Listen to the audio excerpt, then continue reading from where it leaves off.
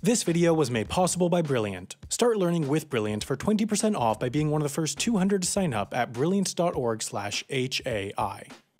This was the home of Mehran Karimi Nasseri, better known as Sir Alfred. In his home, he did normal home things like eat, sleep, wash up, relax. Really, the only thing that made his home unique was that it was Terminal 1 of Paris Charles de Gaulle Airport, which looks like a Stalinist-designed donut. After the third hour of being told that your flight will board in 15 minutes, it can start to feel like you'll be stuck in the airport forever, but I guarantee you that you've never been as delayed as Sir Alfred. Thanks to an inescapable infinite loop of bureaucracy, Sir Alfred landed at CDG in 1988 and he didn't leave until 2006. Sir Alfred, born in Iran, grew up fairly comfortably with his dad being a doctor for an oil company. When he was 27 though, Alfred found himself protesting against the monarchy in Iran, which was eventually toppled, but before that he was expelled from the country and his citizenship was revoked. With that, he was stateless. About 1 in 750 people globally are stateless. That is, they aren't officially citizens of any country. Unfortunately, this isn't the miracle solution to evading taxes and laws, it's a major inconvenience that stops people from getting social benefits, traveling, and more. There are a lot of ways people can become stateless, but one major one is plotting to overthrow the government of a country like Alfred allegedly did. After bouncing around for a bit, Sir Alfred was eventually granted refugee status by Belgium, also known as the Francerlands. Soon after Alfred's dad died, his mother revealed that she was not actually Alfred's mom, and that he had been born out of an affair his dad had with a Scottish nurse. There were pros and cons to this. Pro, Alfred would be eligible for British citizenship. Con, Alfred would not be eligible under Iranian law to receive his father's inheritance. Oh, and his whole life was a lie. As a stateless person, Alfred wanted to make his way to London to apply for citizenship, but somehow he lost his refugee papers. He says they were stolen, others say he got rid of them.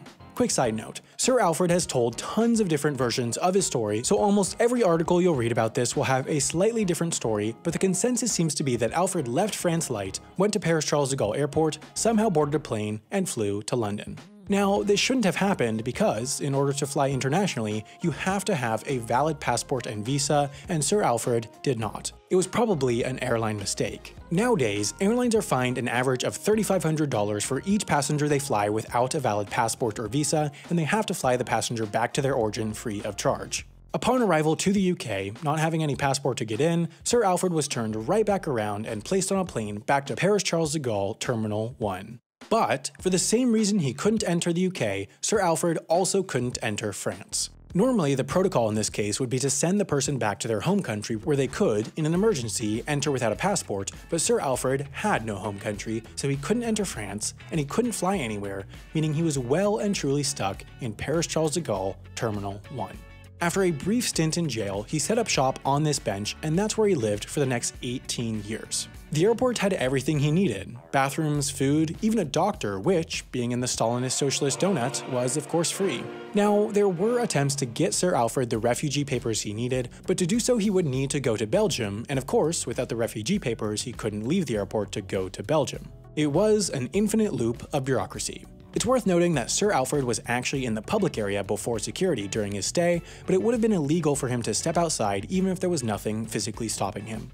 Eventually, after about 10 years, both France and Belgium offered him residency, but he refused to sign the papers that would finalize this as they listed him as Iranian. In his mind, he was anything but that. Some say Sir Alfred's mental state deteriorated as the years racked up, but it seemed that he perhaps grew fond of his airport home and he had made friends there. For most of the early years, he relied on his savings. There was a bank in the airport, and the occasional money that strangers who heard his story gave or sent him. There was a post office too. But in 2004, while he was still in the airport, he published his autobiography, which made him some money, and DreamWorks Pictures paid him $250,000 as they were making the film The Terminal. This Spielberg movie was not based off Sir Alfred's story, but rather loosely inspired, so the payment was mostly legal cover to be sure that Sir Alfred wouldn't later sue.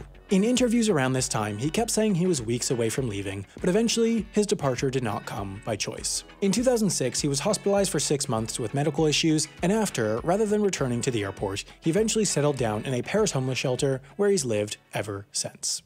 If you find yourself stuck in an airport for 18 years, you're going to need something to do, and what better way to use your free time than learn something new, perhaps on Brilliant.org. Brilliant is the best place to learn new things as they have mastered the art of teaching. Their courses are superbly designed and help you learn complex topics like number theory, special relativity, or gravitational physics in a way where you'll actually understand the why and how rather than just the what. All their courses are great, but if you're looking for one to start on, I particularly enjoyed their Games of Chance one. Check out Brilliant at brilliant.org/HAI and sign up for free. That will let you try out some classes, and then the first 200 people that go to that link will also get 20% off the annual premium subscription.